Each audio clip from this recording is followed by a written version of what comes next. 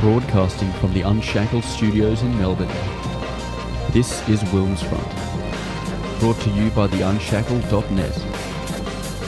Now here's Tim Wilms.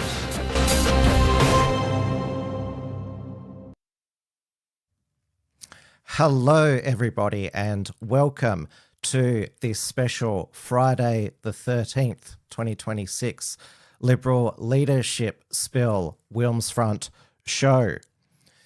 It is just after 7 p.m. here in Melbourne, Victoria, and this morning in Canberra, Angus Taylor was elected the new Liberal leader, 34 votes to 17 for Susan Lay, who will now quit the Parliament, causing a by-election in her regional New South Wales seat of Farrer.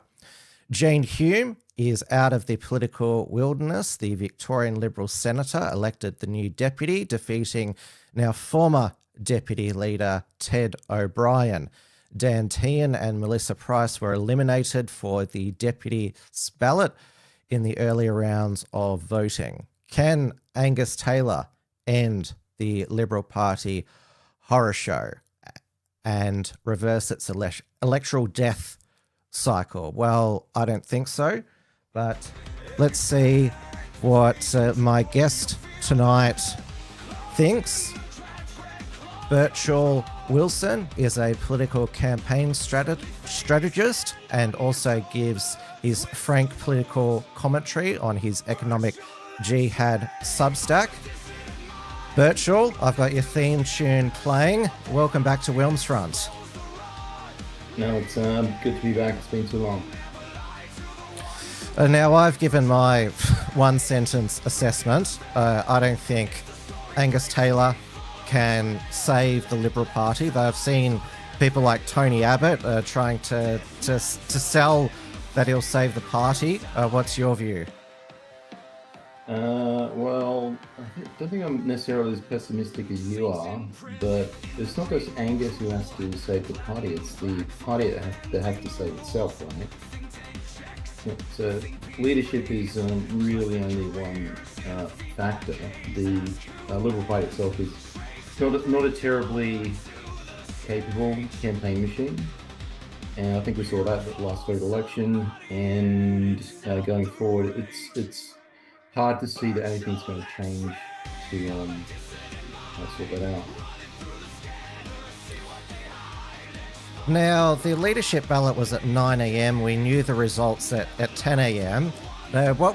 This leadership spill, it wasn't so much to use the Friday the 13th analogy, it wasn't just a quick horror movie. I mean, having a leadership spill on Friday the 13th, the jokes write themselves.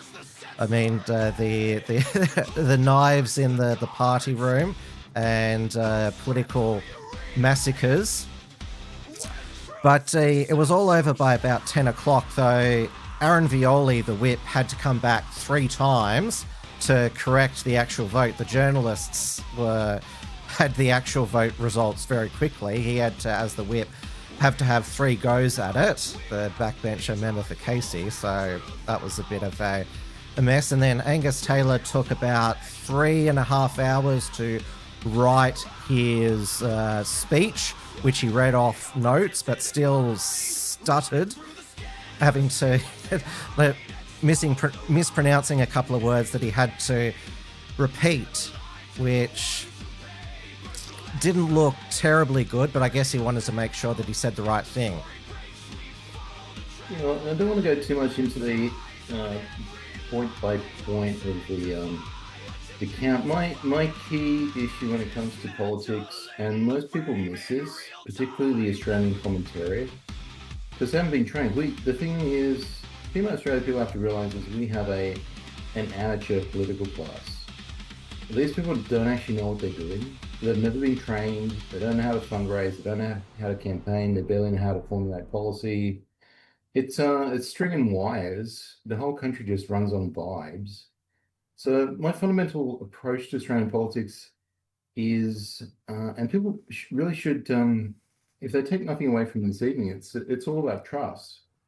And the fundamental issue is, can Angus Taylor convince the Australian people that they should trust him. And I think based on past experience, my answer to that is kind of a no. Can he be better going forward? And my answer to that is probably maybe. So that's what leads me to be more 50-50 on whether Angus can steer the ship in a different direction. But it's just Angus versus Angus at this point.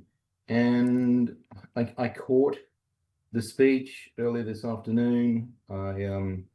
I sat through it, and the problem with Angus is he's very wooden. Does he actually believe what he's saying? Will Australians believe that? Look, the substance was fine. The substance was great. He's tracking in a markedly different direction on immigration, house prices, cost of living. But does he actually believe it? Well, and will it lead to policy? I mean, it's all very good. Talk is cheap, but we need more than just an outline. Well, we saw that with Dutton when he first he was going to reduce immigration, then he backtracked, and this guy's just flip-flop all over the place. So you're absolutely right. People should be judged by their actions, not by their words. But even here, we're seeing that the words are not really delivered with any real sense of conviction. It's just he's reading a script. Someone's told him to read that script, and how far will he actually go in terms of pursuing that agenda? I don't know. But that's fundamentally an issue for Angus. It's a question of choice. It's a question of will. And it just it staggers me that he hasn't been better in terms of his time in politics. Now, there was that YouGov poll earlier this week that who leadership in the Liberal Party who is best placed to win the next election. So 10% for Susan Ley. Well, she's gone. She's quit. Angus Taylor, 8%. Andrew Hastie, 15%. Tim Wilson, 3%. Ted O'Brien, the ex-deputy, 2%. Melissa McIntosh, the member for Lindsay and Shadow Communications spokeswoman, 2%. And then 60%, don't know. So don't know was the preferred leader in a landslide. Yeah, I don't know who this don't know guy is, but I'd back him. But the fundamental problem with that poll is it reflects people's complete and utter indifference to Australian politics, but also they don't have a strong read on any of these people. So if anyone had distinguished themselves in the minds of Australia's Conservative voters, you wouldn't get a poll like that. You'd have a clear standout, and the fact you don't, and the fact you get this 60% vote for don't know, just means people they're not convinced by anything on offer. And all of those people people you mentioned in the poll, all of them have their shortcomings. And we can go into that to the extent that I'm still in touch with Australian politics and still tracking just why some of these people just completely compromised and non-starters as future leaders of the major opposition party.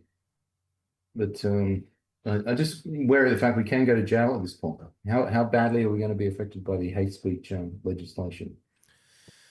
Oh, there's also always the threat of defamation as well. That's never gone away. So Well, I have a law degree. I'll be careful. Because even Joe Aston, he was found guilty of defaming a businesswoman for calling her a cretin, which is like the most like fair comment to me. Yeah, which is one of the most. So yeah, we have free speech was always limited in Australia and has just gotten worse. Will Angus Taylor pledged to repeal the recently passed prohibited hate group laws. He didn't actually vote for them because he was over in Europe with his wife, Barrister Louise Clegg. I was quite surprised that he didn't come back for the emergency sitting of Parliament, but did come back when there looked like it was a chance that there was he could launch a leadership challenge.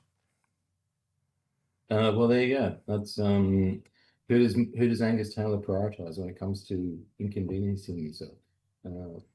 Will he inconvenience himself for the Australian people? No. Will he inconvenience himself for himself in order to advance his career ambitions? Absolutely. So it's just more evidence that Angus Taylor is fundamentally just about Angus Taylor, and the extent to which he's genuinely concerned about the country is an open question in my mind.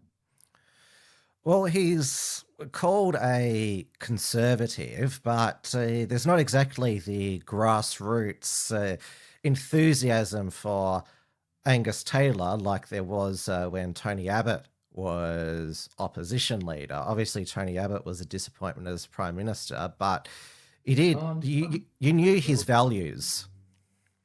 Well, Tony Abbott put out a battle lines. I forget the date exactly, but I remember reading it and realizing, wow, there's actually an intelligent conservative manifesto here, and he's someone who's thoughtful and thinks deeply about politics and is genuinely concerned about this country. Look, Angus had the resources. Wasn't he put out a book? I mean, is he worried that he's going to be is it positioning that if he states what he actually thinks, that it's going to be harder to take a position on an issue going forward? Because I mean that's a contrast between Tony Abbott and Angus Taylor, as far as I can tell. Tony Abbott was a conviction politician. Angus Taylor is a notionally conservative politician who isn't terribly good at politics, and I don't know why he sticks around. I really don't. It's just makes no sense to me. There's genuine substance to the guy in terms of intellect and ability. It's just he chooses not to exercise those capacities to actually lead in a way that in a way that's authentic, genuine. I mean, if you've spoken to the guy in private, I mean, I've seen Angus in private. There's he genuinely believes things, and he's quite passionate. But when it comes to you put him in front of a camera, and all of a sudden he's paranoid about what the press is going to write about him. He just he's not Donald Trump. He just goes to water, reads from the script. I don't know who's advising him. I don't know what they're telling him. But let Angus be Angus would be my view. And if you need to, push back against the press, push back against their misrepresentations, their lies. Trump does it, and has been wildly successful. We're at a point now with corporate media that everyone's just fed up. They know it's bullshit. They know these journalists, they're very poorly credentialed. They're not experts. They're not particularly good at what they do. And they're always just grinding an axe politically. It's the Australian press. The Australian press are just absolutely contemptible. And a lot of what they do now is just generate clickbait trash, because they need impressions in order to monetize content. So they just publish the most salacious bullshit they can find, because that's their business model. They're not interested in policy. They're not interested in the truth. They're just interested in destroying someone because they've made a couple of tongue-in-cheek remarks amongst friends and blowing them up in the press, and they walk away thinking that well, in the short term, that's probably in their interest to do that. But in the long term, people they switch off, but also they develop a deep and abiding distrust and disdain for journalists, and it's justified. You don't hate these people enough. Well, we saw you and I probably do. Yeah, we saw the ABC this morning platform Malcolm Turnbull, who, well, he did a Canberra press conference this week. He was on with David Spears, and his blunt, shall we put it, view on Angus Taylor is it's gone viral all throughout the media. I'll just play it for our audience now. About a lot of people say about Angus Taylor is he is the best qualified idiot they've ever met. I mean, this is a tough thing to say, but that what they're saying is this guy's got all these degrees, he's got all of these qualifications, he's a Rhodes Scholar, mind you, they're a dime a dozen. Look at me and Tony Abbott. But the bottom line is that he has not delivered the sort of the positive policy agendas, the real achievements in government that you'd expect from somebody with those qualifications. I mean, he ensured the coalition went to the last election, allowing the Labor Party to say, honestly, vote Labor for lower taxes. Honestly, to say that. This wasn't rhetoric, it was the absolute truth. Now, that's why people like me and Costello and others who'd, been fairly experienced in politics were reeling and saying, my God, what madness is this? And so Angus, the thing that there's this mismatch, this hugely qualified resume on the one hand, and then when you look at what he's actually done in politics, so far it's been very disappointing. That was nice projection from Malcolm Turnbull. He may as well be describing himself a Rhodes Scholar who didn't do much in politics despite becoming Prime Minister. But it's talked about that Angus Taylor was successful in agri-business, but business people, it doesn't mean you're good at politics. Well, has Angus actually run a business? Angus has worked as a management consultant. Now, the only experience Angus has had with business was an epic failure, wasn't it? That farm supplies business that went nowhere. And look, Angus has a great resume, but he's never touched the real world. That's the bottom line with Angus. Where'd he go? King's School, then Rhodes Scholar, Oxford. Yeah. So yeah, this is not the real world. And then from Oxford to McKinsey, I saw that on his resume. I thought, wow, that's awful. Management consultants are some of the worst people in the world, and they vast majority of them, look, they're not stupid, but they are gifted their jobs on the basis of connections, basically.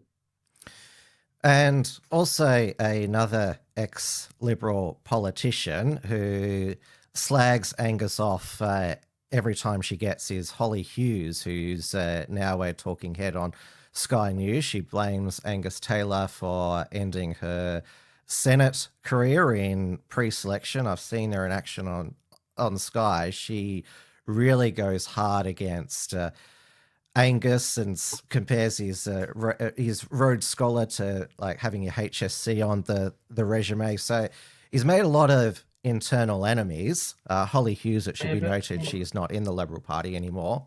Sure, but at the same time, look, who cares what Malcolm Turnbull thinks? And Malcolm Turnbull's critique of Angus is that he's an idiot. Are you serious? That's yeah, and Malcolm almost destroyed the Liberal Party himself single-handedly. He was so obnoxious and controlling as a Prime Minister. You have no idea how bad it was. And I don't think the Australian people were ever allowed to know how bad it was. I had conversations with people, and yeah, he almost ripped the Liberal Party apart, and he was running. He had spies in the offices of his ministers that reported directly back to his office. So he would make the cabinet ministers employ people who were essentially just spies for Turnbull, and they would report back to him. So if Angus or anyone else didn't accomplish anything during Turnbull's time in office, that was down to Turnbull. And look, who were these parliamentary program people? Those were Turnbull loyalists, and that issue hasn't gone away.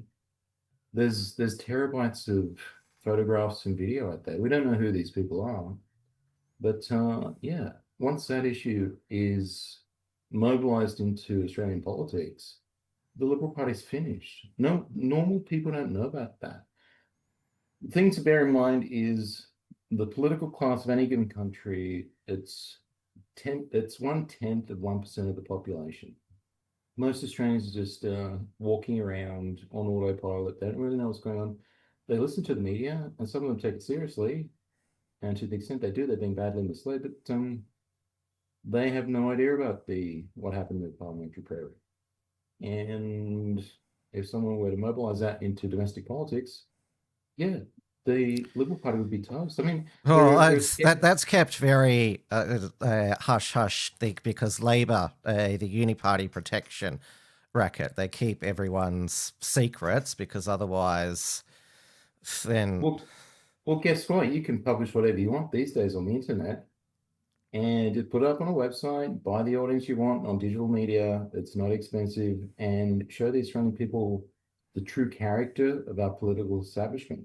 Both sides, Labor and Liberal, they're trash. They are just genuinely despicable people who've gotten away with too much for too long. They don't care. It's all about them. They're careerists, and they're quite happy to preside over Australia having some of the most expensive housing in the world for the sake of servicing their lobbyists and the media interests. So yeah, the anger out there, it's only a fraction of what it really should be. But people are waking up to the fact that the outcomes they're experiencing are terrible. They're realizing the major parties are a big part of that, but they just don't know the mechanisms or the levers by which they can be held accountable. But it's not hard to display leadership. And the thing to realize about Australia is there is close to zero personal initiative in the political arena, and close to zero leadership as well. It's really sad. It's one of the saddest things I've noticed since I've been back from the US. Just the inertia and the lack of backbone, the lack of resources, and people's willingness to just go along with it and turn a blind eye. And that's both sides of policy. You look at the scandal that Kyle Kutasi unveiled last year in relation to Rory Amon, the New South Wales Liberal Party MP accused of child sex offences. Now, Kyle went on record, and God bless people like Kyle Kutasi. He's a lawyer based in Sydney, one of the best people I know, and said, yeah, look, the New South Wales Liberal Party executive, they were aware of the fact he was being investigated by police for child sex offences, and they still nominated him and still put him in Parliament. That's how fucking bad it is. And yeah, where's the accountability? Who was ever held accountable for that? As far as I'm aware, no one, and especially not publicly. Yeah, Kyle's a great friend of WilmsFront as well. Is regularly taken part in our election coverage. He, I don't know, it's still a mystery why he was booted off the New South Wales Liberal state executive. There doesn't seem to be a proper answer. Well, I think the problem for someone like Kyle, who is formidable and has an enormous amount of integrity, is the New South Wales Liberal Party executive, and the politicians in the New South Wales Liberal Party, do they want to be held accountable? Do they want to follow the processes outlined in the constitution of the party? Probably not. So I said, oh, it's just easy to get rid of Kyle, and we'll just go along on a happy, merry way, continuing to do what we do, furnish ourselves with jobs, furnish ourselves with positions in Parliament, and if the membership don't like that, they can go pound sand. And this is why One Nation is now just as strong as it is in New South Wales and Queensland. So the month of polling, which again, they're just polls, has not only seen One Nation easily leapfrog the coalition, but the latest YouGov poll, 2 points behind Labor now, 30% primary One Nation, 28%. The coalition way back at 19%. Pauline's zinger today, it's a different jockey on the same dead horse. And she is definitely, I mean, you talk about how a lot of people don't pay attention to Australian politics. They know who Pauline Hanson is. She's been around for 30 years and they know what she stands for. But that's all she really has, the strength of her brand. It's focused on her personally. How much of that will endure once she eventually resigns from politics? How old is she now? 70 something? Or... Yeah, she'll be 72 this year. So she was first elected member for Oxley at 42. So in her early 70s now. But she said she wants to go again for another 6-year Senate term, or will she try and go for a lower house seat? Yeah, well, Well, she said she wants to go again for another 6-year Senate term, or will she try and go for a lower house seat? Well, she said she wants to go again for another 6-year Senate term, or will she try and go for a lower house seat? Well, the dynamic, of course, is it's fairly obvious now, and it's been obvious to me for a while now that Gina Reinhardt is backing in behind Pauline Hanson. Because she's always been close to Barnaby Joyce, and Barnaby Joyce is now a One Nation MP. But the other thing about One Nation is they keep getting platformed on Sky News. So, and I think that's a function of Gina's patronage, because presumably Gina advertises on Sky News. So I haven't seen many Hancock prospecting ads. I know that they ran big during the Paris Olympics with Dawn Fraser being her spokeswoman for the Olympians. That was sort of the last sort of Hancock prospecting ads I saw. I think she seems to be sort of more facilitating behind the scenes. Like in the latest disclosures, there's not really much of her money that's gone to parties. Yeah, but political parties do have responsible, they're called responsible entities. It's been a while since I looked at the framework. They have bundling organizations that mask where the money's coming from. But the thing you have to ask yourself is, there are plenty of other minor parties out there, and why do they never get media attention? Why is it always One Nation that gets the media attention? Because they're a dumpster fire in terms of their policy platform. And the only reason any political party gets media attention is because the people who own the media want that party to receive attention. So you're being manipulated, and it's not a good faith. It's not a good faith examination of One Nation, because Jared Rennick has just disappeared off the face of the earth. He never gets on any form of he's very policy nerdy. Like he speaks a lot he doesn't reduce things to sound bites. That's would be his biggest weakness. He's full of knowledge and political ideas. He is definitely his political philosophy that's certainly, and policies for people first has come right through. But in terms of like getting it to digestible to the public, I don't think he has. No, you're right. On a retail level, he's less interesting. There's no wearing burqas in Parliament. Which they said that would be the end of Pauline Hanson when she wore the burqa again. And the polls have gone up. Well, there's no such thing as bad publicity, right? Although she was suspended from Parliament. So the thing about people who vote for Pauline Hanson is they don't really care that she wasn't there for those 2 months when she should have been voting on bills. I would have thought the core job of your member of Parliament is sitting in Parliament, voting on things, and if she's just willing to throw that away to pursue some retail stunt, then yeah, it's. Well, do you think that she was expecting a 7-day suspension? Who knows? But which I think is extremely undemocratic. Shouldn't be suspending politicians from voting for that long. Yeah, but there are rules, and she would have been stupid if she hadn't checked those rules before doing what she did. She didn't get suspended for wearing the burqa the first time back in, what was it, 2017? Yeah, but I don't know. It's just the thing about One Nation is that's as far as they go. So retail stunts to get a press write-up, and then no follow-through in terms of policy, in terms of intelligent conversation leadership, in terms of getting a government of the day to compromise on whatever it is that's going through Parliament. Well, we now it's a protest vote, and it's just theatre.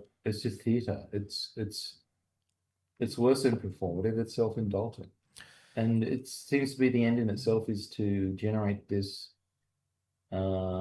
generate the earned media to animate, to continue to carve away the Liberal Party base, and to do what with it?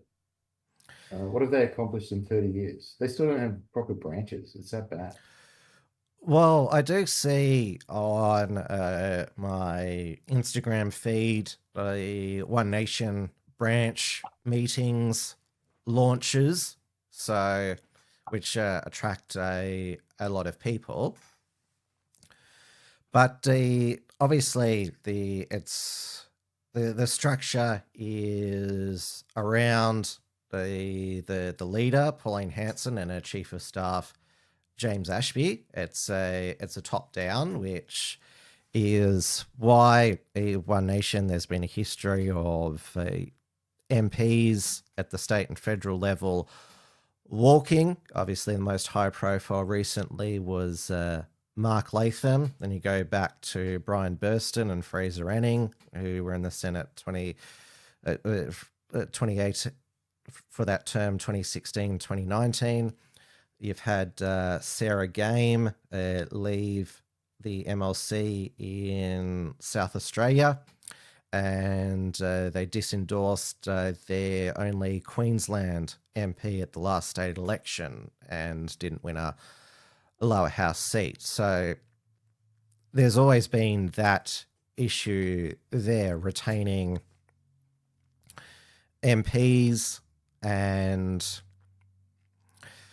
obviously having a full machine and grassroots who can hand out, because a lot of their candidates at both the lower house candidates have been ghost candidates who haven't done any campaigning but are just there so they can say they've contest 150 seats. Yeah, it's worse than that though. A lot of the candidates that they do put on the ballot, they wear their own campaign expenses. So they go away, they spend $20,000 running a federal election campaign, and they get their 8 to 10% on the strength of the One Nation brand. And then when the party gets the electoral funding from the Federal Election Commission, they keep it. They don't reimburse the candidates for the expenses they incurred. They burn people. It's disgraceful. And you're right. The average tenure of a One Nation MP with the party once they're elected, it's like, isn't it somewhere between 12 and 18 months? And the reason they walk is they use the party brand to get elected. And once they're elected, oh wow, they have their salary, they have their staffers, they have their entitlements. Why do they need One Nation anymore? They have what they need. And a lot of them think that they are like a lot better than they actually are. Yeah, absolutely. So Corey Bernardi was like that. Corey Bernardi left the Liberal Party, thought he's going to start his Australian Conservative movement that went nowhere, torched millions of dollars trying to develop a conservative alternative to Facebook. And when the party was when the parties wound up, no one knows what happened to the email list, the donor list, and he insisted it be wound up because he couldn't be the figurehead. So just minor party dysfunction is real, and the executives tend to be just unbearable. And most of these people they've never run businesses, so have no idea what they're doing. Oh, Pauline ran a fish and chip shop.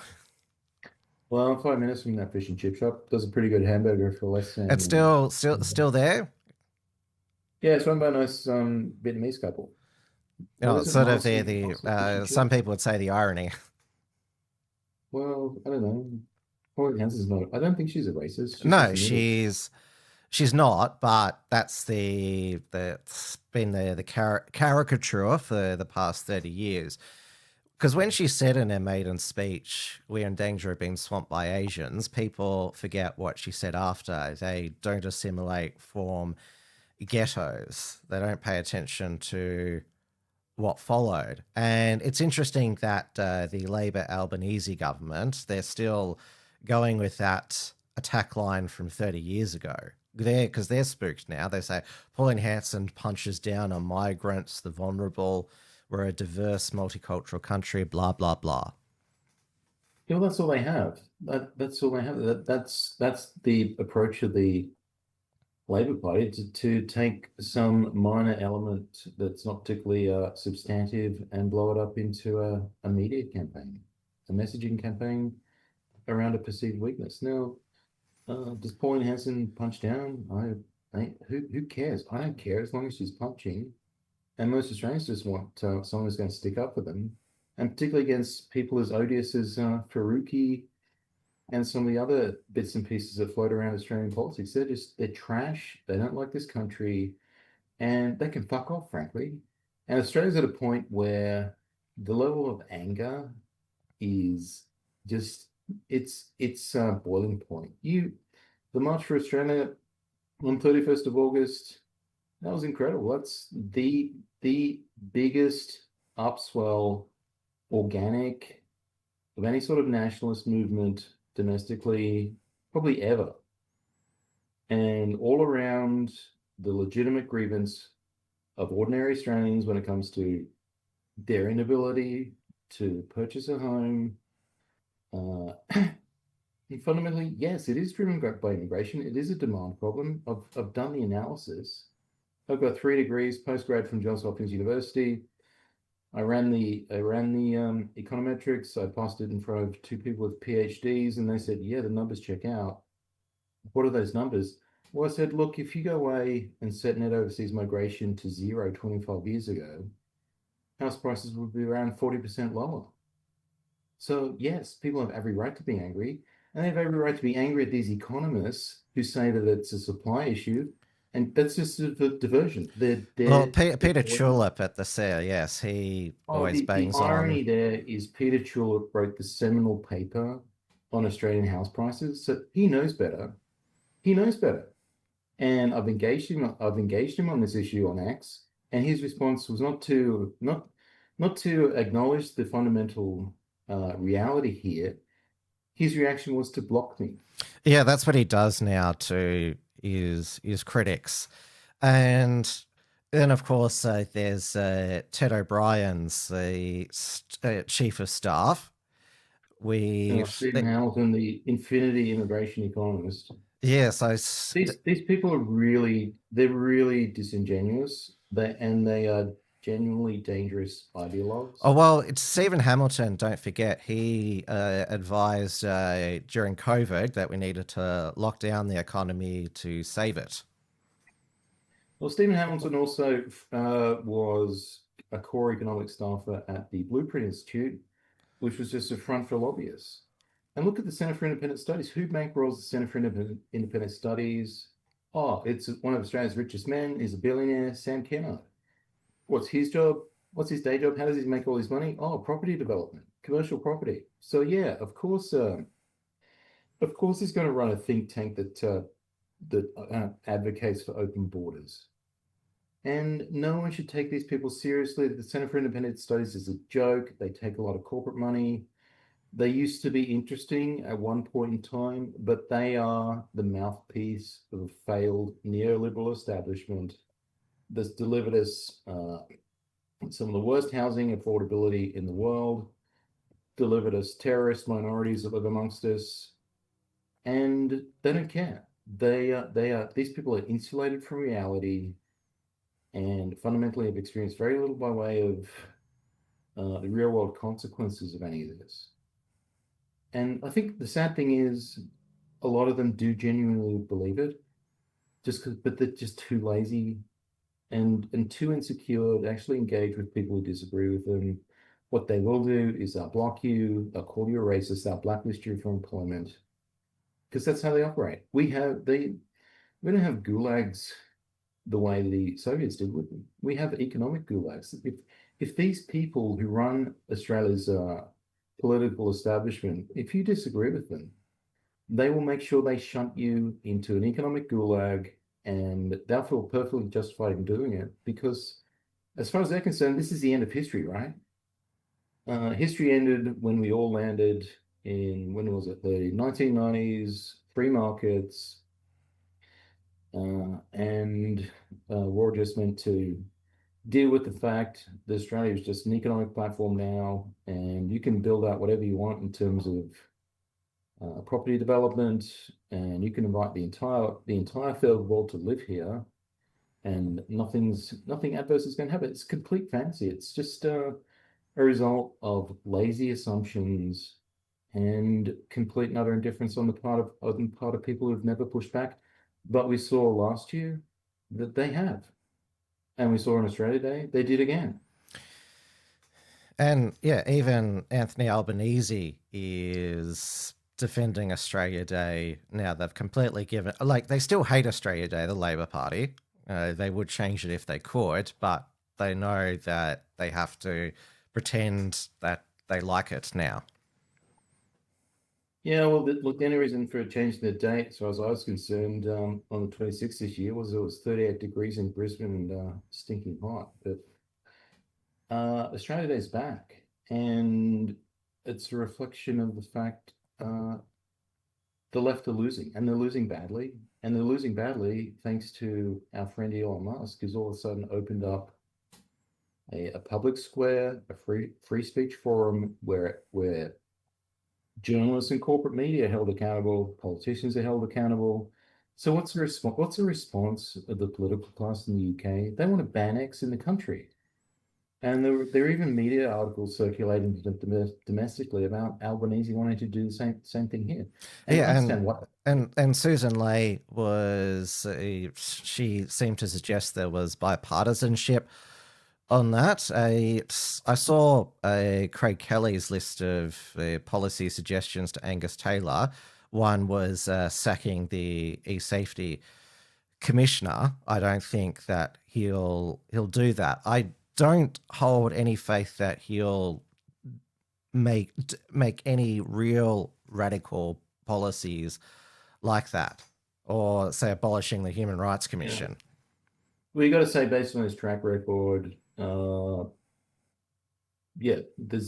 no indication that when he's actually had political authority, which is what we grant him as voters, that he's actually used it. He just sits there and he's terrified of being criticized in the media, and because of that, he's completely cucked. He will not do anything with the authority that's granted to him to actually advance the interests of Australians. So the speech he gave this afternoon, great, in terms of its content, but it's performative. Because even if he does manage to achieve the prime ministership, he's probably not going to do anything. And he has got a lot of baggage, including some well-known gaffes. So there is of course, this would have been a staffer who made this mistake, commenting on Angus Taylor's own Facebook page, writing, "Fantastic, great move, well done, Angus." As the staffer, it says a lot about you as a person that you would employ a staffer who's that sycophantic. But is there other politicians who have these fake accounts to praise them on social media? Because clearly that staffer forgot to change the page profile and commented it as Angus himself. Oh, yeah. Well, don't get me started on Liberal Party incompetence, because we'll be here a long time. And I don't know how they expect to win, given that they're about 20 years behind best practice when it comes to data and analytics, about 10 years behind best practice when it comes to campaign strategy and tactics. Yeah, Labor machine leave them dead. Labor is so good.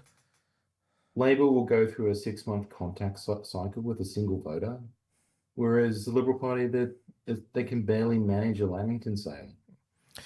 Yeah, let's have a look at the attack ad that Labor had ready to go for Angus Taylor today.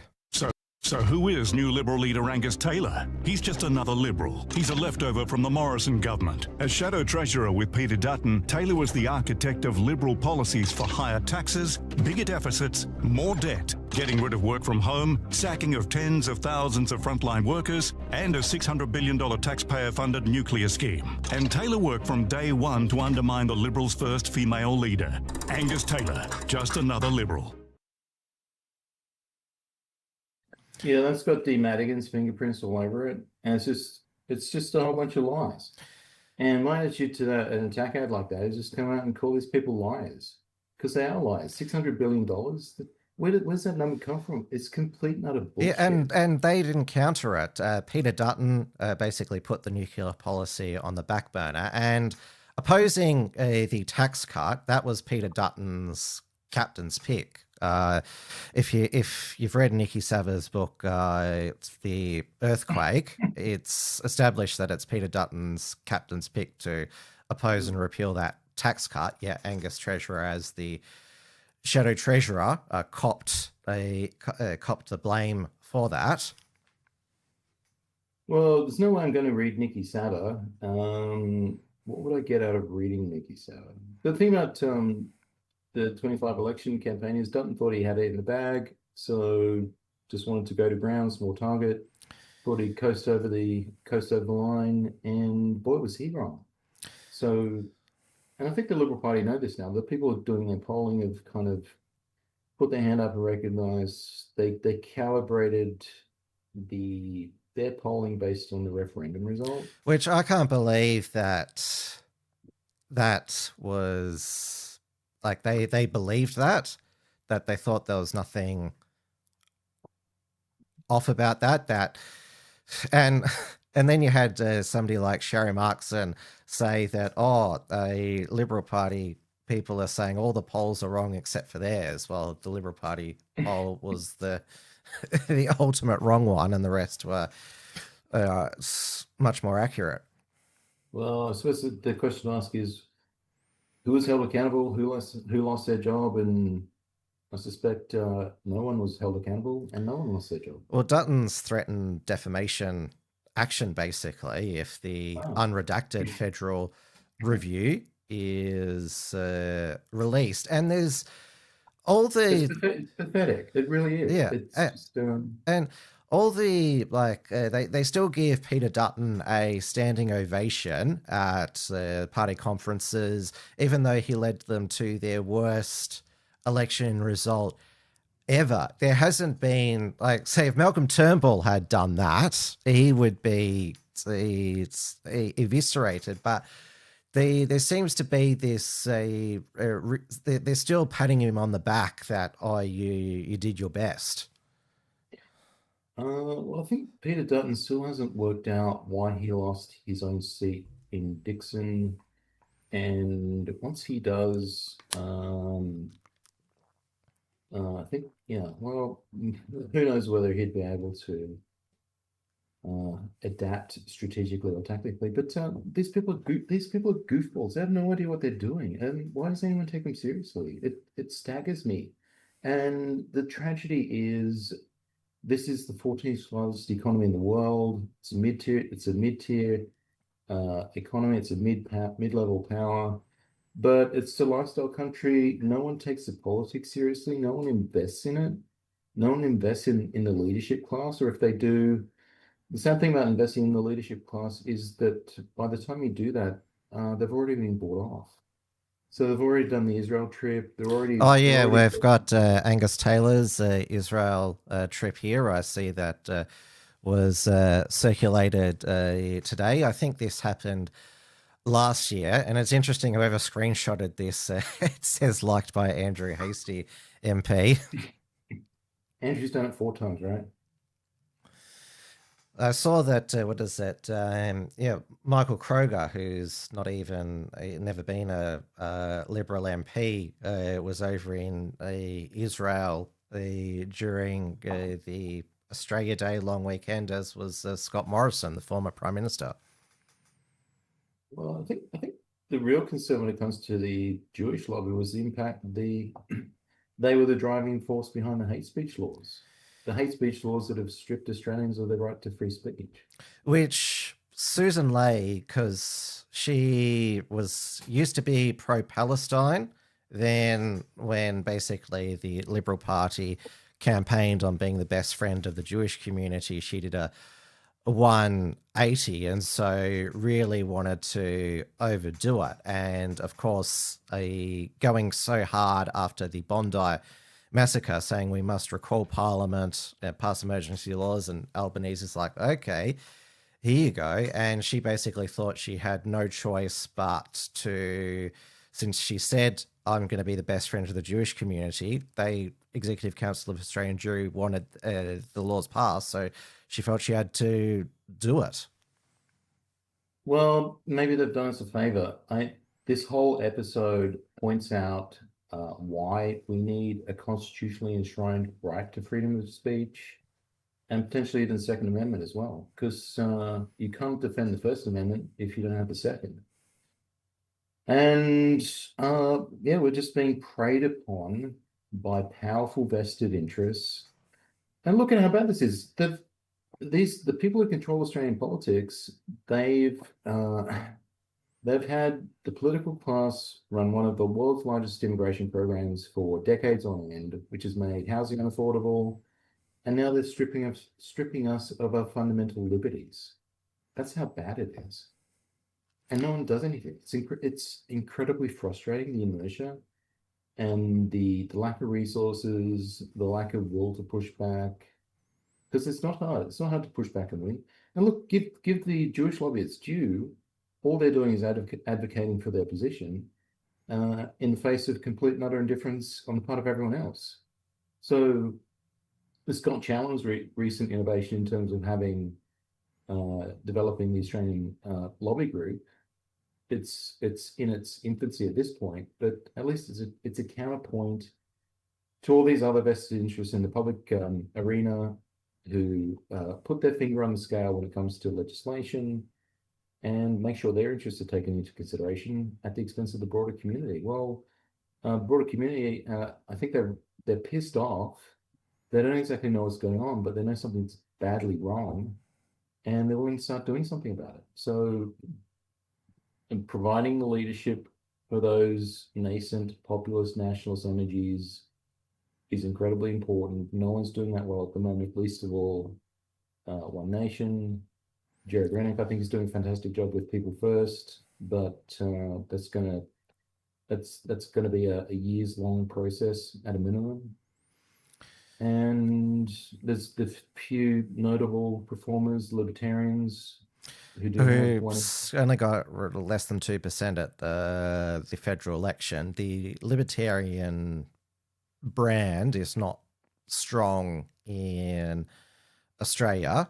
That's just a reality. Like, obviously, me personally, I wish that was different, but it's just a fact. Family First isn't going to go anywhere, and obviously Bernie Finn, who's now joined One Nation, had a lot to say about Family First on his way out as well. But some of these minor parties, they just have to do the hard work. And the problem that the libertarians have is most of their performance when they were the Liberal Democrats, most of their performance at the polls was actually brand confusion. So people saw Liberal Democrats and thought they were voting for the Liberal Party. That was enough to confuse maybe 2 to 3% of the electorate, and it was enough to get upper house MPs elected in New South Wales and Victoria. So it was a parlor trick, and good on the Liberal Party for forcing them to change their name and actually stand on their actual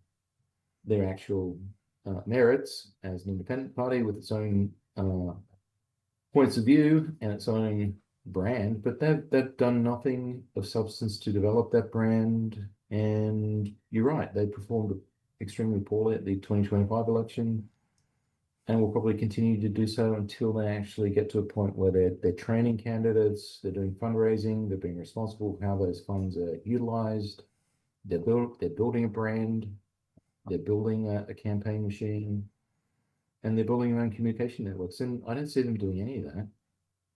And some of it's not their fault. Some of it's an absence of there's not a donor base to do it.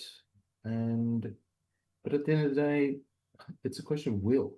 you can accomplish an enormous amount in Australian politics at this point in time purely through the exercise of will. You just have to show the discipline to go out there, raise money, be responsible, choose your targets in terms of which seats you want, be disciplined around running a campaign. But it's all too fucking hard. People are too busy.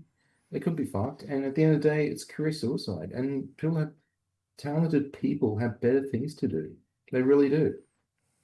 Well, we've got the Farrer by-election coming up. Now, it's going to be called after Susan Ley goes on her farewell tour. She's been the MP for almost 25 years. And I always saw her as somebody who got accustomed to being a politician and just wanted to be the leader, the prime minister, to ride in the car with the flag on the bonnet. And she's in her mid-60s. She's no longer leader. She's realized there's nothing else, so she's retiring, and which means that the seat can be contested by both the Liberal and National parties, because the member before was Tim Fischer, the former Nationals Deputy Prime Minister. It'll be a real test for One Nation. I don't think Labor will contest it. It hasn't been called yet, but how do you see this by-election unfolding? I think the thing about One Nation is when the rubber hits the road, that protest vote it'll dissipate. People will realize, the candidate they've nominated. Then look, they don't even have a candidate. Yeah, they've put a call out this afternoon. Yeah, I saw that. I don't know that many or any of these minor parties have serious candidates lined up for Farrer. And does the Liberal Party have a successor for Lee lined up? Do the National Party have someone lined up? Maybe the Liberal Party will run Fiona Kovos again, who I think, to my knowledge, has lost 3 by-elections. Yeah, but she's actually a person of substance. She ran down in, was it Bega? Bega, and I think also Munro, which is a National Party seat, and also Eden Munro by-election. So I remember she'd run at the Munro by-election, and then she was positioning to run at State and Bega. Yeah, she did run at the Bega by-election, which was won by Labor. So that's and she lost the 2020 Eden Munro federal by-election to Kirsty McBain. So. Well, Eden Munro sits on top of Bega. So what I did at the time was look at the booze inside of Bega. And yeah, it was just clear to me she had no chance, because the loss she experienced in Bega relative to Munro was when she ran for Eden Munro is of a larger magnitude. She was a complete non-starter for Bega.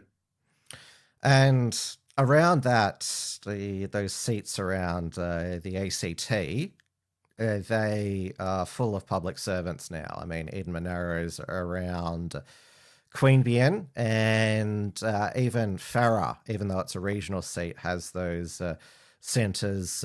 Albury, which has got a lot of public servants, and now takes in Griffith. And there was a Teal who ran last time about local hospital funding and gave Susan a run for her money. And she had to be saved multiple times in Liberal New South Wales pre-selection anyway. Well, the irony of all these people living in Queanbeyan and Gundaroo around Canberra is that they're trying to escape Canberra rates and Canberra house prices. There's a function of the fact that, half of Canberra works for the government. Average incomes there are 50% above the national average because they're working in quote-unquote professional employment as public servants. And when I say working, I mean quote-unquote working. They're turning up with their lanyards, doing their 8 hours, and taking its retirement on a holiday for public service. That's the lifestyle they lead. It's disgusting.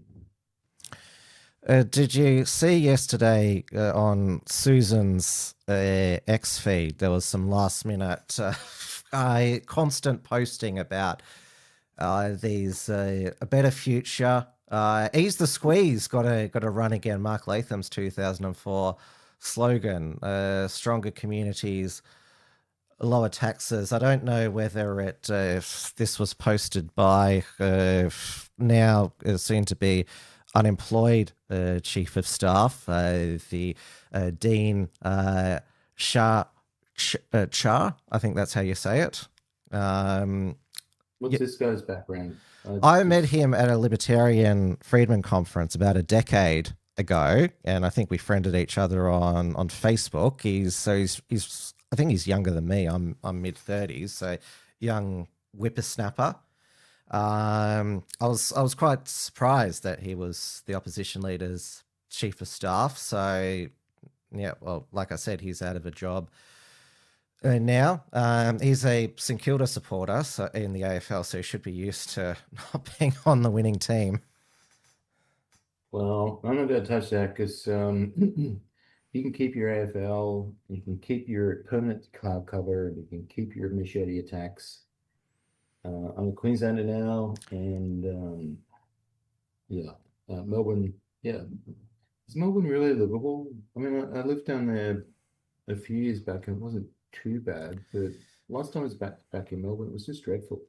I live in Frankston, which is sort of although it has the reputation, it's actually it's not that bad compared to the lefty hellholes of like Northcote, Brunswick. It's relatively middle class area, and well, the recollection I have was because I used to quite enjoy Lygon Street when I lived in Melbourne back in 2006, the first time around. The last time I was walking down Lygon Street, I saw some university student walking home, and then some African guy came up to her, and I don't know what happened, but he must have molested her and somehow before she crossed the road. I just missed it. Shit. And then she was in tears, inconsolable, and this guy was completely oblivious. And I'm thinking, wow, this is fucking horrible. And so I asked her what's wrong, and she's beside herself. But Lygon Street now is Ethiopian restaurants and kebab shops. Well, there was the Sudanese gang machete fight on New Year's Eve. Like, although in the past, Lygon Street, I mean, that was sort of ground zero for Melbourne's gangland wars, where the groups were shooting each other. Well, this is a direct result of immigration policy. And look, not all immigrants are the same. There's certain people from Sudan are quite different from people from Vietnam. You can't treat immigration and immigrants as a monolith, as a homogenous group. And what we know about Sudanese immigrants is they turn up in prisons about 7 to 8 times the rate of non-Indigenous Australians. The level of representation is just horrific, and you see that in the ABS prisoner statistics. You can benchmark those statistics against the broad demographic statistics and look at rates of overrepresentation. And amongst certain communities, they're just absolutely staggering. But they're good at sport. I mean, we're going to get Gout's going to win Australia a gold medal soon. Well, who cares? Who cares? Honestly, the fixation of this country on sport it's infantile. And I understand people need hobbies, but you're allowed to have a hobby, but you're not allowed to let your civilization collapse while you're at the MCG watching some stupid AFL game, which isn't a real sport, that's completely made up, that is only ever played in the arse end of the world. You're going to watch fucking cricket and football while cricket, being molested on Lygon Street, get fucked. That's how bad the level of Australian civic virtue is, and moral courage. These Australians are getting what they deserve in some respects. Because do any of these people who complain about these things ever actually do anything about it? Do they lean in? Do they make a contribution? Hardly a. Well, I don't think anyone dare booze the Welcome to Country at the AFL. They all clap compliantly Yeah. at Like seals. at the end. Would say like seals. If they had any balls, they would take a bag of rotten tomatoes, and as soon as that Welcome to Country came on, they would start pelting them. You sound like sounds like something Bob They would Catter start would booing. suggest. Oh, just boo them. Turn their back. Why are we forced to endure this indignity every time there's a sporting event open, every time there's some sort of cultural event? It's a complete and utter joke. I mean, show some fucking balls. And until people are willing to do that, and certain sectors of the community are, but most people just completely can't. They'll go to their corporate workplace and they'll be terrified not to say or do anything on social media because human resources will come and tap them on the shoulder. Well, when human resources do that, you say, well, talk to my lawyer and I'll see you in the federal court. And there's a case headed to the federal court this year involving Avant Mutual, and hopefully it establishes a precedent that actually protects Australian employees so that they can actually have a substantive right to freedom of speech. Now, if you have the right to freedom of speech, but it doesn't mean freedom from consequences, I think James Patterson told me that once, the Liberal senator. I thought, well, no, freedom of speech kind of does mean freedom from consequences. Yeah, he pushed for last year's hate crimes bill and pushed the provisions which it's a 1 year mandatory minimum under the federal crime for doing a Nazi salute. So mandatory 1 year for a hand movement. Exactly. Fuck these people. We need a First Amendment right, and our political class, they don't care. They genuinely do not care. They are just functionaries for powerful people. They'll do what they're told by their donors, by the media owners, by the lobbyists. They'll sell us out. And the thing is, there's so little money in Australian politics, they will sell us out cheap. And they are terrified. They do not know how to campaign. They do not know how to fundraise properly. So they're incredibly vulnerable. If anyone walks up to them and says, "Oh, if you don't support this, we're going to run a third-party campaign against you at the next federal election," yeah, they'll do anything you want. They're just terrified that the people who are serious about policy outcomes will come after them.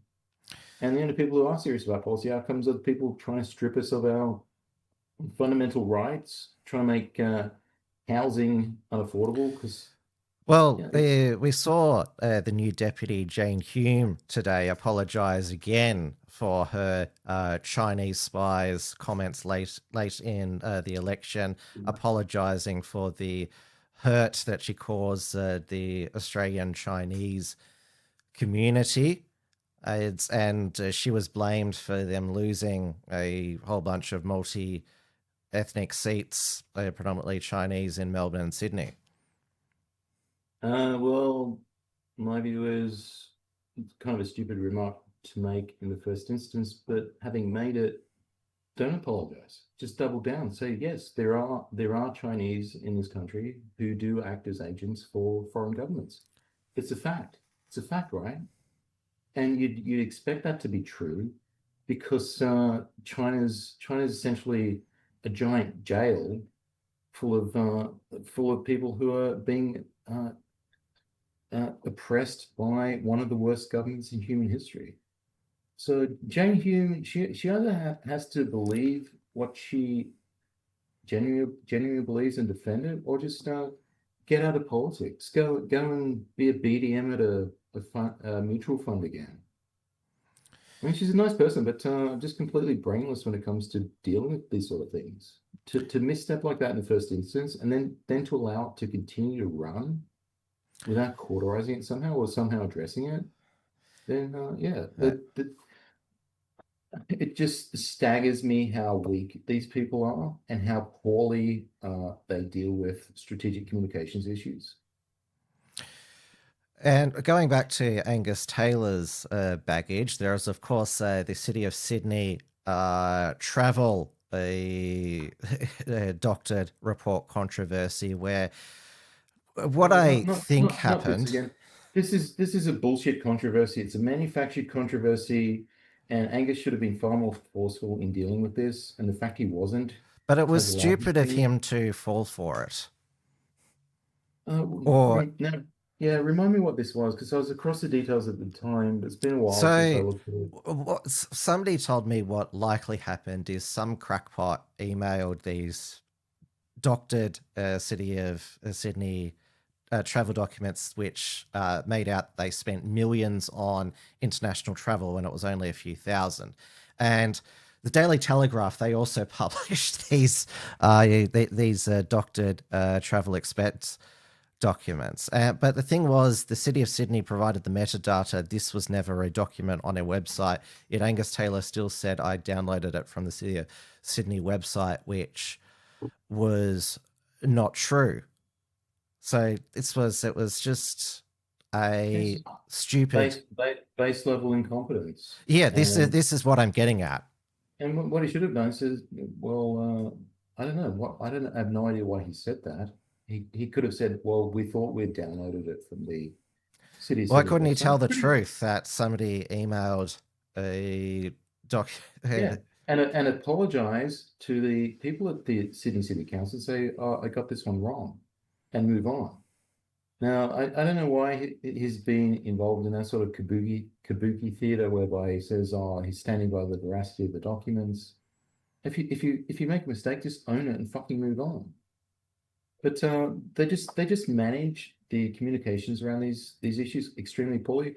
But the fact that these sort of issues come up in the first instance, if you're sent something like that, it takes all of 30 seconds to go onto the City of Sydney's website and check this stuff from the source, instead of taking it to your boss and saying, oh, wow, look at this, wow.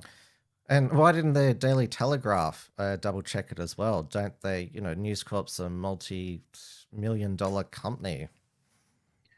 Because journalists are lazy and editors don't give a shit. They just do whatever they want. They're completely unaccountable. Does anyone seriously think journalism is a real profession? Oh, well, a lot of the ABC and the Guardian, they're in mourning today. The Liberal Party tore down its first female leader, like that Susan Ley should have kept her job just because she's a woman. It was an orgy of misogyny in that party, right? They couldn't handle a strong, brave woman. They had to tear her down, and because I don't know, she's been liberal leader for how long? I have no idea what her policy positions are on anything. And maybe that's on me. Maybe I'm not really paying too much attention. And why should I? It's too fucking sad to endure. But if she can't get cut through the press to actually get a message to me about what she actually stands for, then she's a complete waste of space. And if you can't get it through the press, you use other channels. And have I seen any messaging from the Liberal Party about what Susan Ley's agenda was? No, Susan Ley's agenda was. Oh yeah, I'll put it up again. What her agenda was? Yeah, fix the budget, ease the squeeze, make Australia safe, affordable energy, stronger communities, lower taxes. Yeah, motherhood saying is bullshit. What does that actually mean? What does it mean in terms of policy substance? There's nothing there. It's just empty words. Well, with Angus, we need to see where's the beef. Again, journalists doing all these Angus beef jokes as well. Was the head of the News Corp tabloids had Prime Angus. That was their headline today. Somebody on X posted about. It's really highbrow stuff, isn't it? It's really intelligent. I indulge in that stuff as well. That's why I made all those Friday the 13th memes. You're allowed to, but look, you've got the Austrian economics in the background. You do that, but you also have a serious. You also have a serious thought process involved when it comes to actual policy. So look, I'm not saying you get rid of the interesting stuff. I'm just saying you have to eat your vegetables as well. And these journalists, they're dipshits. There's maybe 6 serious journalists who have decent economic qualifications in this country. The rest have no framework at all. They're just running around like headless chickens, screaming about their pet issues. And my view is just grab 1 or 2 of these people, nail them to a cross, humiliate them, make them the objects of ridicule and scorn they deserve to be, drive them out of the profession, destroy their reputations, get these people to behave, because they are legitimately compromising our living standards. And no one cares. They just let them get away with it because they hide behind the legal teams at these large media outlets that can face down defamation issues, but they're also given a platform and audiences by media owners. That's the real absence of accountability. And Who's going to hold these media owners accountable? Yeah, and it's the Liberal Party, and Jane Hume, who unveiled that public servants back to the office five days a week, which was interpreted as ending work from home.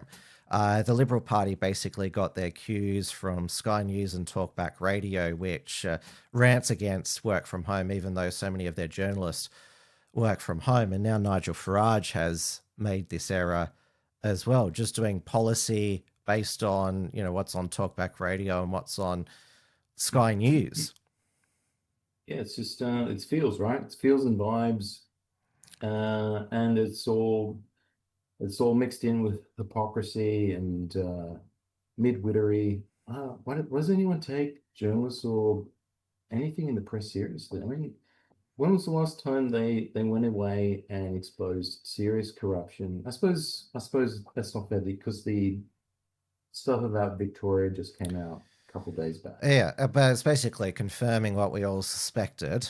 But that wasn't journalists doing that work. They were just reporting and the results of a government investigation. So, yeah, high quality investigative journalism, high quality independent analysis. It's expensive. It's time consuming. I do it as a bit of a hobby and a bit of a sideline, just because I get bored and frustrated, and I use AI to do some of the heavy lifting for me. Because at the end of the day, do I want to devote too much of my real world time and energy to the dumpster fire that is Australian public policy and politics? Probably not. But at the same time, I know enough that I can point out enough that I can tip good people off to what needs to change, where the deficiencies are, and alert people that, things are bad and they need to change. That's why I much prefer fighting the info wars online rather than the somewhat a grinding and often unrewarding task of a political activism campaigning in Australia. Yeah, well, the thing about campaigning through a political party is you have to deal with the executive, you have to make a whole bunch of compromises. If you want to hold a government or a politician accountable, just start running issues campaign in marginal seats or in an MP's electorate. Yeah, which is what Joanna Howe, the pro-life activist, she's absolutely blitzing it with her campaigns. Yeah, she is very formidable, and hats off to her. I just wish there were more people like her on a range of different issues going forth and saying, look, if you wanna run mass migration and make housing unaffordable, then we're gonna step into your marginal seats in the next vote election, and we're going to tell everyone what we're planning on doing, and we're going to turf you out of office. It's all democratic. It's all above board. It's all perfectly legitimate, but no one has the organizational capacity or will to do it. But more importantly, the resources, because it is time consuming. And this is what pisses me off about Australia's middle class and business class, and particularly people who have their own money.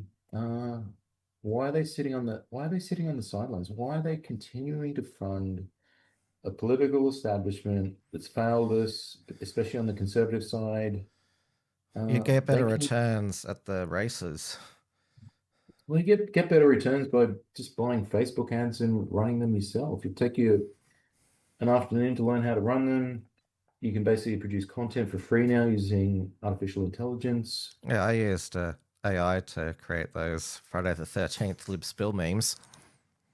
Well, I created a personal anthem using music AI. And How about, well, the Liberal Party, they used their, what is it? They had their AI diss track, Elbow's Gotta Leave. well, Don't you remember that? Elbow's Gotta Leave. I remember the hole in my bucket one. Oh, yeah, that was, yeah, that was an AI. That was somebody singing it. There's a hole in your bucket, dear Labour. And the remix version of It Won't Be Easy Under Albanese. That was vaguely catchy. Yes. And I remember Anthony Albanese claimed that was racist because it was a play on his Italian name, Mamma Mia. Well, because Anthony Albanese, he's a good Catholic, isn't he? Oh, yes. Oh, I actually read his maiden speech at one point, and I think he outlined the Catholic Church as one of the key influences. Yeah, he did, along with the South Sydney Rabbitohs. Yeah.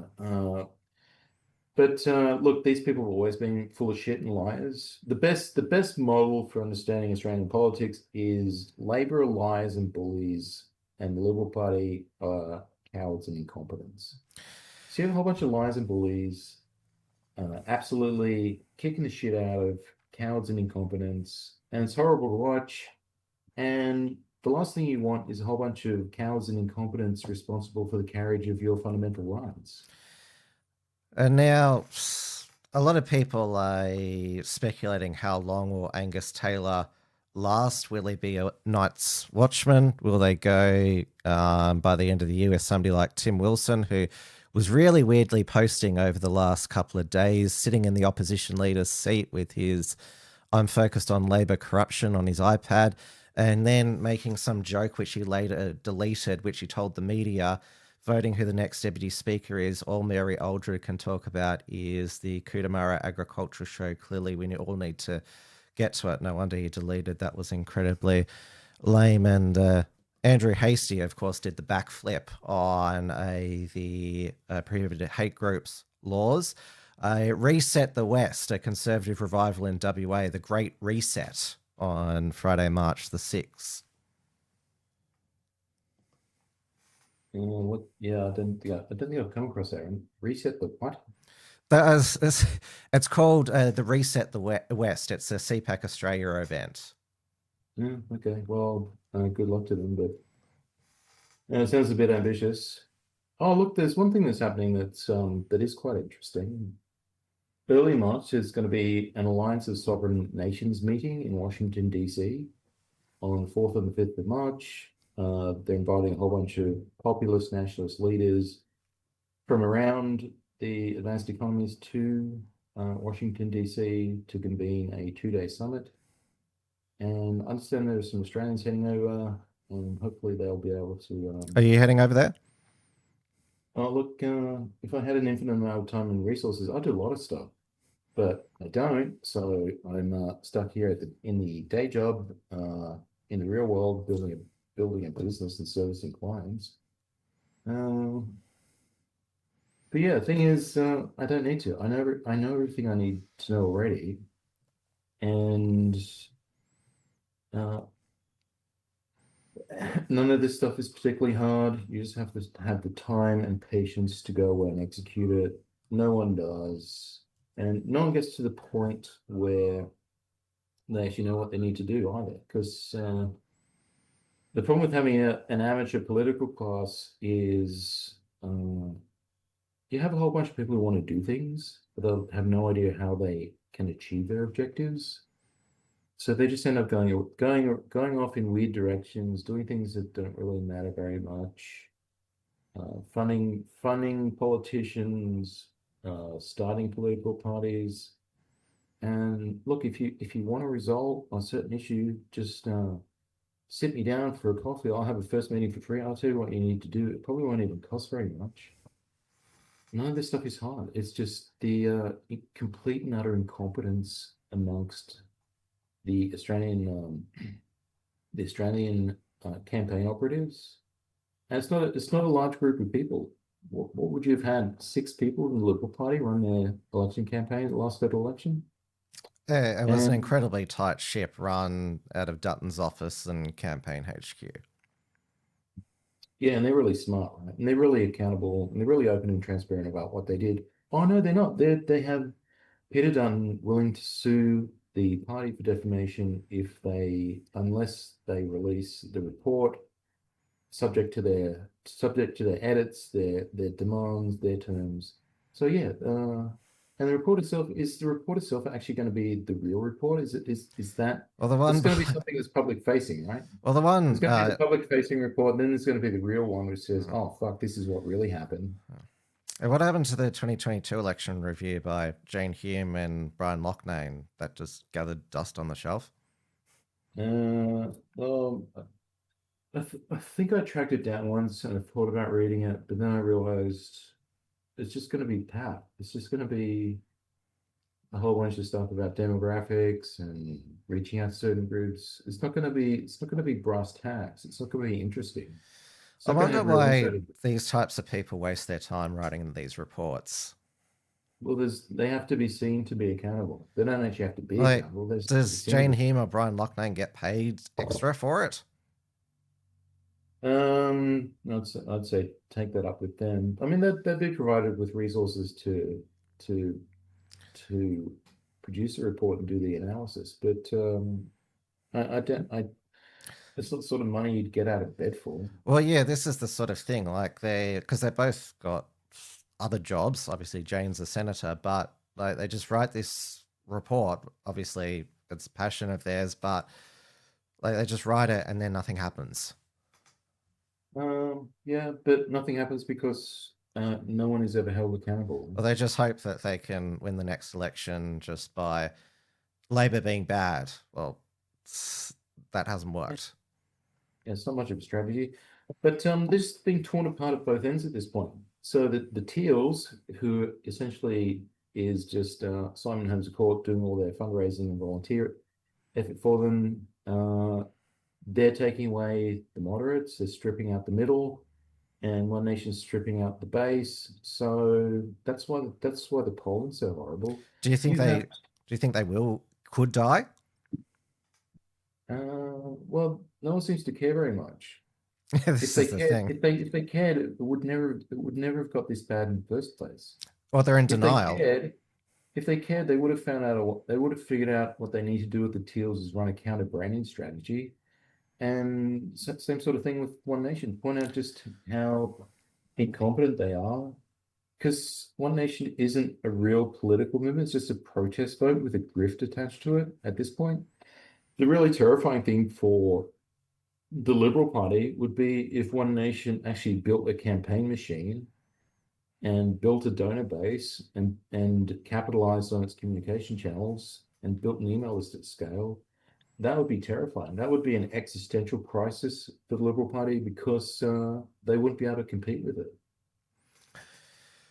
Well, we've also got the South Australian state election on March 21st, and then the state election here in Victoria later this year. Then we've got the by-election in Nepean on the Mornington Peninsula since Sam Groth called it quits early. So 2026 is going to be quite the year. Thank you, Burchell, for giving us your time tonight, pro bono on WilmsFront. No, we should do this more often, and I promise next time around I'll sort myself out with some a better studio because I'm a bit jealous of your microphone and your who have you got there on the Austrian corners? You got Mises back there, and yeah, Hayek, Henry Hazlitt, Murray Rothbard, Carl Menger, and Edwin Bombark. Yeah, I'm not a serious person. I got a Charizard back there and a globe I picked up for cheap. So, but give me 3 months and I'll get my shit together. And you got the Australian flag in the background. That's good. Oh yeah. Well, I went to the march. I took the flag with me. Yeah. So first time I've been to protest ever. Yeah. And that's what it was like. I mean, the people who went are sort of people who'd never think to protest or go to a march before in their life, and because they realised just how important the stakes were. Angus Taylor had 6 Australian flags today. Maybe that's why it took so long for the press conference to happen. They needed to get all the flags in a row. Yeah, but it's as we pointed out, it's optics. Tony Abbott had like 12. Yeah, well, let's hope Angus doesn't put on any speedos anytime soon. But at the end of the day, it's Angus against Angus. Does he want to actually stand for something and be his true authentic self, or does he just want to continue to play politics? The thing is, when you spend so much time in a goldfish bowl with fellow goldfish, or you don't actually realize you're a shark. I think that Angus is a smart guy and doesn't realize he's a shark, but he's acting like a goldfish, and he could just rip these people apart. I cannot fathom why he just doesn't go after people and hold them accountable. Because where's the downside? Where's the downside at this point? On the current trajectory, he's going to be forgotten in 18 months' time as just some guy who was in politics at one point. He's almost 60. I mean, if this doesn't work out, that's pretty much politics for him, like it was for Susan.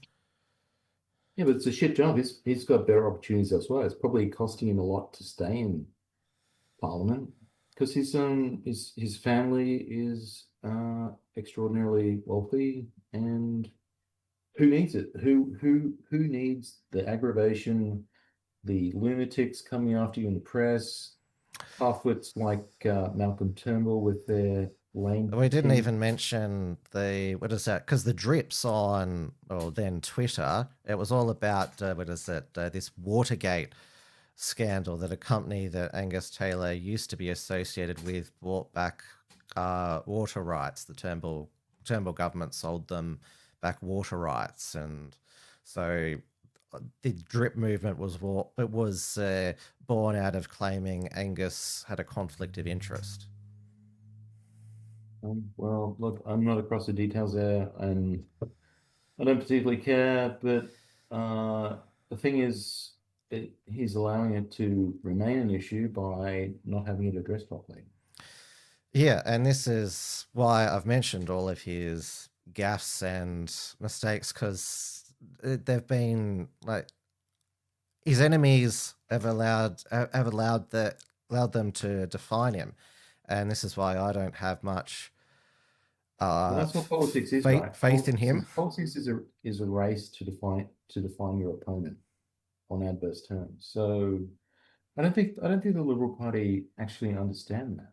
I think they genuinely think it's a contest of ideas, and they suffer from what's called the Sir Galahad fallacy of politics. They think if they venture forth with pure heart and all the right answers on policies, then the world will just organize itself to gift them government. And no, politics is about branding, it's about logistics, it's about messaging. The notion that it actually involves a serious policy conversation, well, on one level it does, but there are all these other dimensions of politics and campaigning that they just don't seem to have any real handle on. Yeah, and well, day one hasn't impressed me. We'll see what happens in the days and weeks to come. But thank you again, Burchell, for your time. I might play us out tonight with, Angus Taylor will have to do better in Parliament than this. I'm going to play his misgendering the female deputy speaker on more than a dozen occasions. So this is we're not going to go with my personal anthem. Did we get that up at the intro? Yeah, we did. It didn't come through to you. No. Well, I have to post that somewhere online just so people can access it. Yeah, if you watch the replay at the beginning, it was coming through on my headphones. So okay, cool. Anyway, I'll get better with music as I spend more time with the apps and the applications. So in 2 weeks' time, I'll have a full video clip, and it'll be interesting to see what I can come up with. And people can subscribe to your Substack, which I'll put in the chat, which your sales pitch is, if you don't subscribe, you are gay, which I think is hate speech. Let's see how long I last before I'm thrown in prison, right? And you're on X. Are you on Facebook still? Yeah. More active on X just because it's a free speech platform. Yeah. It's more interesting. But yeah, follow me on X. But the more serious thinking takes place on the Substack, and I'm critiquing a lot of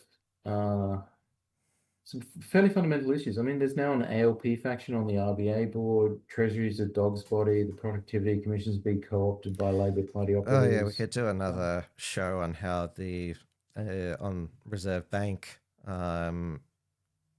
misjudgments, put it mildly. Well, the open question for Angus is what the hell is he going to do about it, if anything?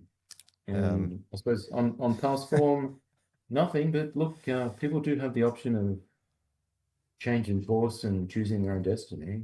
It's open to him to do that. Whether he has the appetite, time will tell. But look, I'm a bit less. I'm not as pessimistic as you are. I'm saying it's 50-50, and it's Angus against Angus at this point. Given as you're so, what is that? Well, you're I wouldn't say you're pessimistic about our political class. You're just more scathing is your style, that we don't know how bad it is. Yeah. Well, the thing about not knowing how bad it is you probably don't want to know how bad it is, because if you knew how bad it was, you'd be even more pessimistic than you are now. Now, the reason I'm not pessimistic is I know how bad it is, which means there's a lot of opportunity, right? There's only upside. That's one way of looking at it. Thank you, everyone, for tuning in on this special Friday the 13th Libspill edition. I'll be back on Monday evening at the regular time, 9 p.m, for another WilmsFront Snapshot News program. Thank you again, Burchell. And as promised, I'll have Angus Taylor show what he needs to improve on if he wants to be an effective opposition leader. Good night, everybody. Thanks, Tim. Now, Mr. Speaker, I'll take the interjection from the member opposite because... Okay. Sorry. I have waited. Deputy Speaker. I was loath to interrupt you, but you have called me Mr. Speaker on at least a dozen occasions. My title is Deputy Speaker. I don't need a Mr., a Mrs., a Madam. It's just Deputy Speaker. I'll go with Deputy Speaker. But you would have been a great Thank you, Deputy Speaker. You would have been a very good Speaker. But, Mr. Speaker, meanwhile, those opposite get rid of the ABCC. They get rid of the ABCC. And we know how important that is to productivity. We know that is helping to reduce the cost of construction in this country, Mr. Speaker. The Treasurer gave us a painting today, Mr. Speaker. He was a forecaster. He was a forecaster, not a leader. He was a commentator, not a treasurer. We need a plan, Mr. Speaker. That's what Australians want now. Seriously, Shadow Treasurer, you're just going to have to dump the Mr. Speaker when I'm in the chair, okay? Thanks for tuning in to WilmsFront. Visit timwilms.com to view the archive of episodes. And keep visiting the Unshackled.net to view all our shows, and to keep up with the latest real news and analysis.